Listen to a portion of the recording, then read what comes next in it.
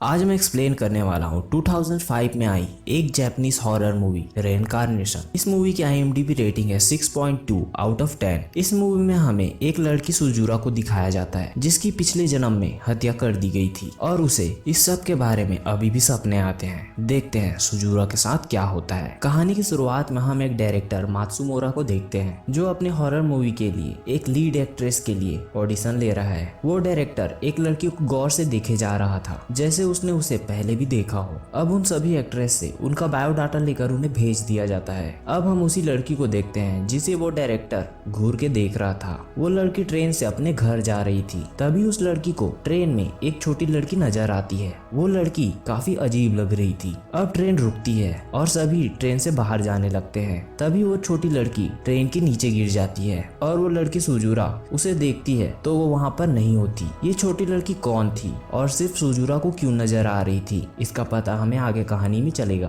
अब अगले सवेरे हम सुजुरा को देखते हैं जिसे उस डायरेक्टर ने मूवी के लिए सिलेक्ट कर लिया है और उसे अपनी मूवी की स्क्रिप्ट भेजा है। उसे पढ़ने के बाद सुजुरा को ये कहानी जानी पहचानी लगती है क्योंकि ये कहानी एक सच्ची घटना पर आधारित थी जो आज से 45 साल पहले हुई थी। इस घटना में प्रोफेसर ने अपनी फैमिली को होटल में मार दिया था और वहाँ के कई स्टाफ्स और फैमिली को भी मार दिया था और अंत में वो खुद को भी मार लेता है। अब सुजुरा काफी खुश थी क्योंकि उसे इस मूवी के लिए सिलेक्ट कर लिया गया था। तभी सुजुरा को अपने घर पर एक अजीब सी हलचल नजर आती है जैसे वहाँ पर कोई हो, पर यहाँ पर कोई नहीं था। अगले दिन सुजुरा और बाकी लोगों को जिन्हें मूवी के लिए सिलेक्ट किया गया है उन सभी को उनके रोल बताने के लिए बुलाया जाता है और उन 11 लोगों को उनके रोल बताए जाते हैं और सुजुरा को सबसे खास रोल दिया जाता है एक बच्ची का। इसी बच्ची का पापा वो प्रोफेसर था जिसने उन सभी को मारा और आखिर में उस छोटी बच्ची को भी मार दिया। अब उन सभी को एक होटल का स्ट्रक्चर दिखाया जाता है जहां ये सब हुआ था। वो डायरेक्टर उसी होटल का सेट बनाकर इस मूवी की शूटिंग करने वाला था। अब सुजुरा भी उस डमी सेट को देखने लगती है और उसे देखते देखते वो खो जाती है और अपने आप को उसी होटल के बाहर पाती है। अब उसे उस होटल के दरवाजे के पास एक डॉल मिलती है। उसे उठाते ही पीछे से एक और लड़की आती है जिसे देखकर सुजुरा होटल के अंदर चली जाती है। अब उस बाहर वाली लड़की को अपने पीछे कुछ लोग नजर आते हैं। वो लोग अजीब से लग रहे होते हैं। अब हम उसी लड़की को अपने कॉलेज में लेक्चर लेते हुए देखते हैं। उसके साथ उसका बॉयफ्रेंड भी होता है। अब वो लड़की अपने बॉयफ्रेंड को बताती है कि मुझे एक ही सपना बार बार आ रहा है। मुझे अपने सपने में एक लाल रंग की छत वाली होटल नजर आती है जबकि मैं कभी उस जैसी होटल में नहीं गई हूँ। अब हम सुजुरा को देखते हैं जो उस मूवी के लिए एक्टिंग कर रही होती है। तभी उसे वही साइको प्रोफेसर नजर आता है। उसे देखकर सुजुरा बेहोश हो जाती है। अब वो डायरेक्टर मात्सुमोरा सुजुरा से पूछता है तुम ठीक तो हो ना। अब वो डायरेक्टर उन सभी 11 एक्ट्रेस को उसी होटल में ले जाने की बात करते हैं जहां वो क्राइम हुआ था ताकि वो सभी इस मूवी की गहराई को समझ सके। पर इस बात से सुजुरा घबरा जाती है क्योंकि जब से उसे इस मूवी के लिए सिलेक्ट किया गया था तब से उसे उस होटल और वहां पर मरने वाले लोग नजर आ रहे थे। अब उन सभी को बस से उस होटल की ओर ले जाया जाता है। वो होटल हूबहू वैसा ही था जैसा सुजुरा अपने सपने में देखती थी। अब उन सभी को उसी पोजीशन में लेटने को बोला जाता है जैसा कि वहां पर मरने वाले लोगों को पाया गया था और डायरेक्टर का आदमी उनकी फोटो लेने लगता है। कैमरे के फ्लैश के जलने से सुजुरा को वो असली के मरे लोग नजर आने लगते हैं। इस बात से सुजुरा घबरा जाती है और वॉशरूम में जाती है। वहां से बाहर आने पर वो खंडहर होटल एकदम नया जैसा हो गया था। अब सुजुरा बाकी लोगों को ढूंढती है पर वो सभी लोग नजर नहीं आ रहे थे। अब सुजुरा सीढ़ियों के पास जाती है। वहाँ उसे खून के धब्बे नजर आते हैं। उन खून के धब्बों को फॉलो करते हुए वो ऊपर आती है। वहाँ उसे वही साइको किलर नजर आता है जो एक छोटे बच्चे यानी उसके छोटे भाई को मार रहा होता है और उसे कैमरे से रिकॉर्ड कर रहा होता है। ये देखकर सुजुरा भागने लगती है और एक कमरे के कबर्ड में जाकर छुप जाती है और उसे वो डायरेक्टर मात्सुमोरा ढूंढ लेता है और उसे अपने साथ ले आता है। अब हम उस कॉलेज वाली लड़की को देखते हैं। उसका बॉयफ्रेंड उसकी प्रॉब्लम को ठीक करने के लिए एक लड़की को बुलाता है जो उस लड़की के सपनों में आने वाले उस होटल के बारे में उसे कुछ बता सके। वो लड़की उसे अपने साथ चलने को बोलती है और उसे अपने घर ले जाती है और उसे बताती है कि वो अगले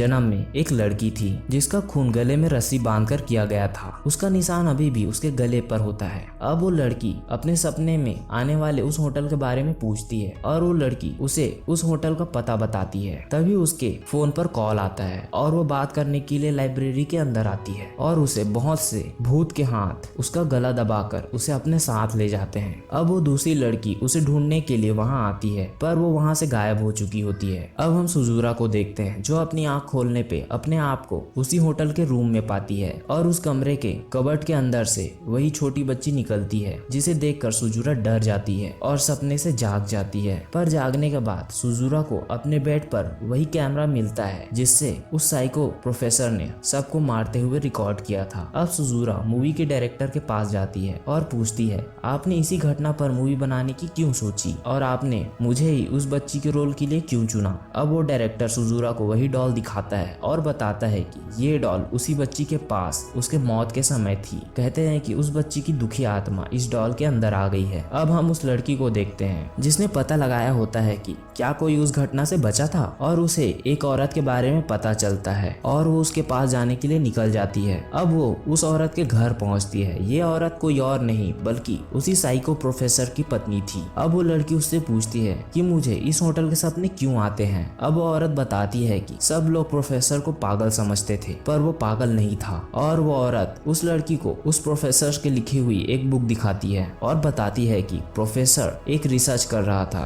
कि हमारे मरने के बाद हमारे साथ क्या होता है, हमारी यादें और आत्मा ये दुनिया छोड़ देती है। उसी का पता लगाने के लिए उसने उन 11 लोगों को मार दिया। अब अगले सीन में हम सुजुरा को देखते हैं। सुजुरा ने उस कैमरे की रिकॉर्डेड फिल्म को साफ करवाने के लिए अपने मैनेजर को दिया था। अब वो मैनेजर पूछता है कि उस रील में क्या है और सुजुरा बोलती है कि मुझे नहीं पता। तभी सुजुरा को मूवी की शूटिंग के लिए बुला लिया जाता है। अब सुजुरा शूटिंग की में बिजी हो जाती है और वो मैनेजर उस रिकॉर्डिंग को प्ले करके देखने लगता है। कुछ देर देखने के बाद उसे समझ आ जाता है कि ये रील उसी मर्डर की है। अब हम उस लड़की को देखते हैं जो उसी होटल की ओर जा रही है। वहां जाने पर उसे उस होटल के दरवाजे के पास वही डॉल मिलती है जो उस छोटी बच्ची की थी। तभी यहाँ पर कुछ लोग आने लगते हैं। वो सभी किसी बेजान लाश की तरह लग रहे थे। उनके बीच वो लड़की भी होती है जो लाइब्रेरी में गायब हो गई। दरअसल ये सभी वही लोग थे जिन्हें पिछले जन्म में उस प्रोफेसर ने मारा था। अब वो सभी अपनी अपनी जगह लेने लगते हैं जैसे पिछले जन्म में उस प्रोफेसर ने उन सभी को मारा होता है। अब हम उस मैनेजर को देखते हैं जो इस वीडियो को देख रहा था। अब वो प्रोफेसर उस वीडियो में लोगों को मारना शुरू कर देता है। जैसे जैसे वो उन लोगों को वीडियो में मार रहा होता है वैसे वैसे उस होटल के लोग भी मर रहे थे। बारी बारी सब मरने लगते हैं। अब हम फिर से सुजुरा को देखते हैं जो मूवी की शूटिंग कर रही है। पर अचानक वो उस होटल में पहुंच जाती है और वो डायरेक्टर भी वहां पहुंच जाता है। वो डायरेक्टर भी कुछ बदला हुआ नजर आ रहा था जैसे होटल के बाकी सभी लोग नजर आ रहे थे। अब उस वीडियो में उस छोटी बच्ची के भाई को मारते हुए दिखाया जाता है। ये सेम चीज उस प्रोफेसर के साथ भी हो रही थी। मतलब वो डायरेक्टर पिछले जन्म में उस छोटी बच्ची का भाई था। अब वो डायरेक्टर भी मारा जाता है। अब सुजुरा समझ जाती है कि